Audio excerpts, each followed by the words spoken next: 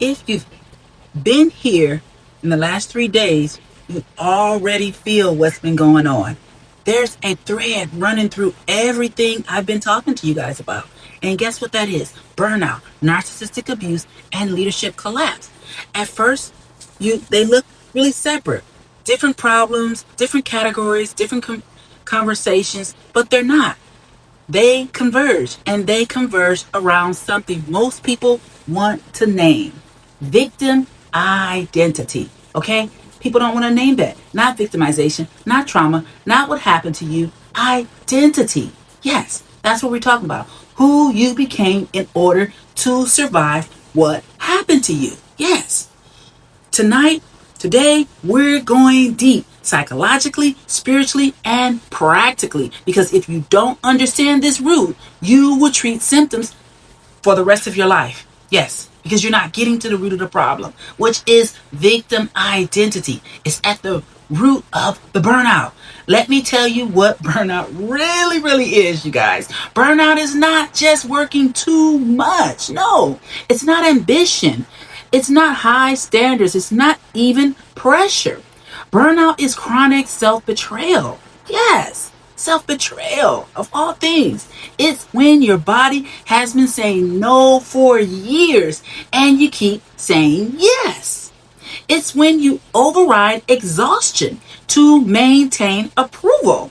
It's when you silence discomfort to avoid conflict. It's when you tell yourself, yes, you tell yourself, it's fine, I can handle it. It's not that bad. While your nervous system is screaming. It's absolutely screaming. Please stop.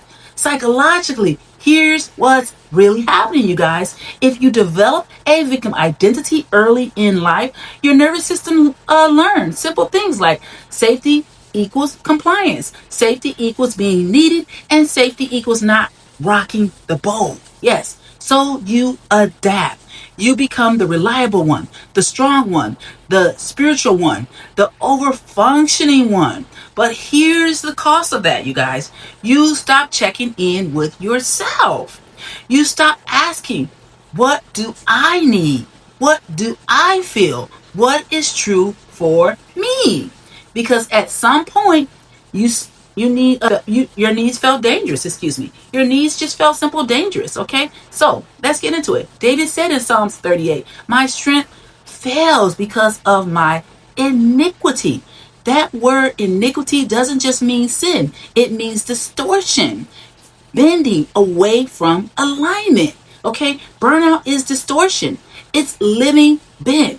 And eventually the body collapses. Not because you're weak, not because your nervous system cannot carry chronic self-abandonment forever. Okay?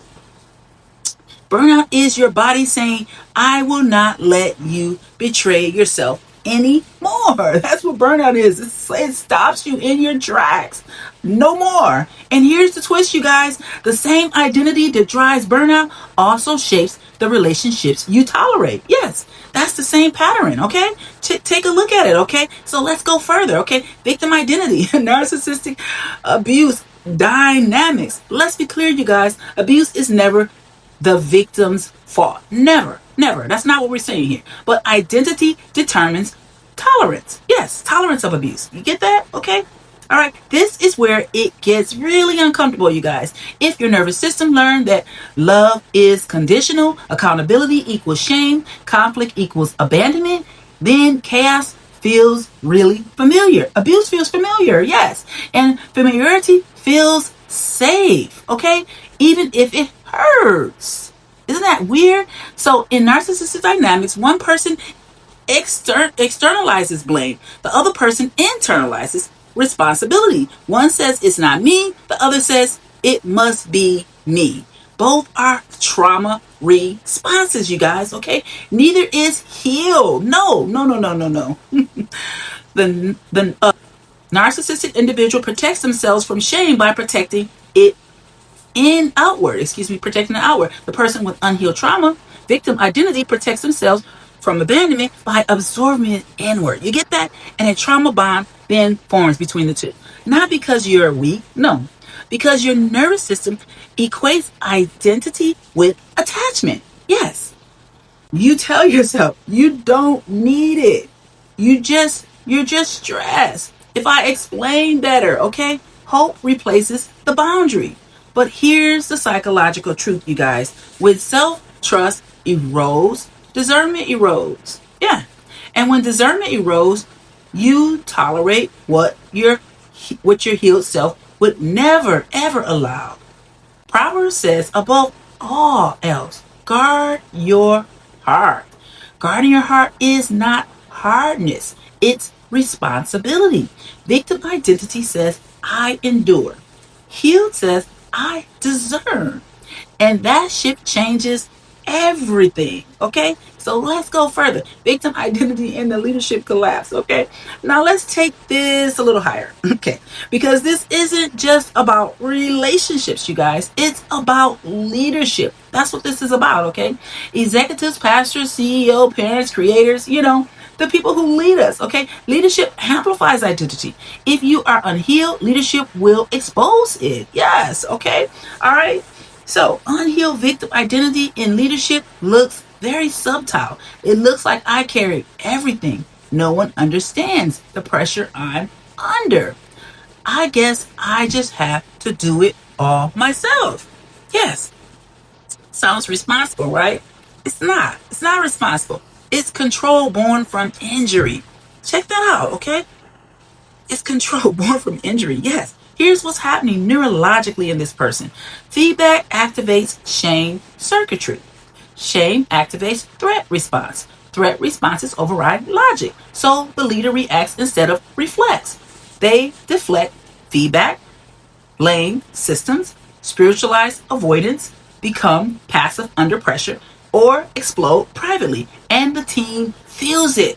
Trust erodes quietly. Vision fragments slowly. Authority dissolves gradually, okay? Because leadership requires self-regulation and responsibility. Victim identity undermines both of them. Yes, you cannot lead others beyond the level you lead yourself. And James 1:5 says, if any of you lack wisdom, ask God, okay? But wisdom requires humility, and humility requires emotional safety. If accountability feels unsafe, you will resist the very correction, that could stabilize you. All right? Eventually, collapse comes. Yes. But because you lack gifting, because you lack integration, you have the problem, the psychological core of this. Okay? All right? Let's zoom in, okay? Victim identity forms when central identity is not there. The event, the meaning, I am the one. Things happen to me. I'm the misunderstood one. I'm the burdened one, okay? And over time, that narrative becomes familiar. Yes, all right? It becomes stabilizing. It becomes protective. But protection eventually becomes prison to this person, okay? It becomes a very prison. Your nervous system cannot tell the difference between familiar dysfunction and real safety. So healing must involve, yes, rewiring safety around truth. No comfort, no avoidance, just truth. Jesus said, you will know the truth, and the truth will set you free. Truth sets you free, you guys, because it restores agency. Yes, your ability to choose, right? Not blame. All right, agency. There's a difference, you guys. There's a real big difference, okay? So let's integrate this whole thing. Self-leadership, you guys. Self-leadership says, I honor what shaped me, and I take responsibility for who I am now. Take that in. This sentence is the bridge, you guys, from burnout to sustainability, from abuse to actual discernment, from collapse to absolute integrity. Self-leadership restores agency. I'm not powerless. Clarity. I can see without spiraling. Regulation. I respond instead of react. Authority. I lead from alignment, not from injury. Okay? Alignment, not from injury. This is not self-blame. Self-blame says, It's all my fault. Self-leadership says it's my responsibility now. Big difference, okay?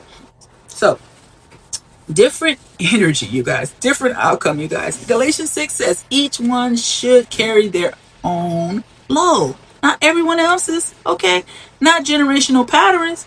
Not projected shame. Their own load. Yeah. This is real maturity, you guys. Real maturity. So, let's close this out today, you guys. All right, listen carefully. You do not heal by denying pain. You heal by overgrowing its control. Faith does not ask you to stay wounded. It invites transformation. And transformation always requires truth. Yes, it always requires responsibility, grace. Okay, truth without responsibility becomes accusation. Responsibility without grace becomes shame. Grace without truth becomes denial. And when all three meet, oh wow, identity stabilizes. The nervous system finally starts to settle. All right, leadership strengthens. All right, relationships clarify. Burnout decreases, and discernment sharpens. You got it? You start protecting your wounds and you start protecting your integrity. You got that? Okay? All right. So let's get in there. If you felt exhausted in a way sleep doesn't fix, if you understood your trauma intellectually but still react emotionally, if you lead publicly but collapse privately, this is your turning point, you guys. This is your turning point. Not because you're broken. No. Not because you're broken, but because identities eventually expire. Survival identities eventually expire. The self-leadership begins where self-protection ends. Okay? So you're not what happened to you, you guys, but you are responsible for who you become now. Yes. Okay? This is what I always tell clients.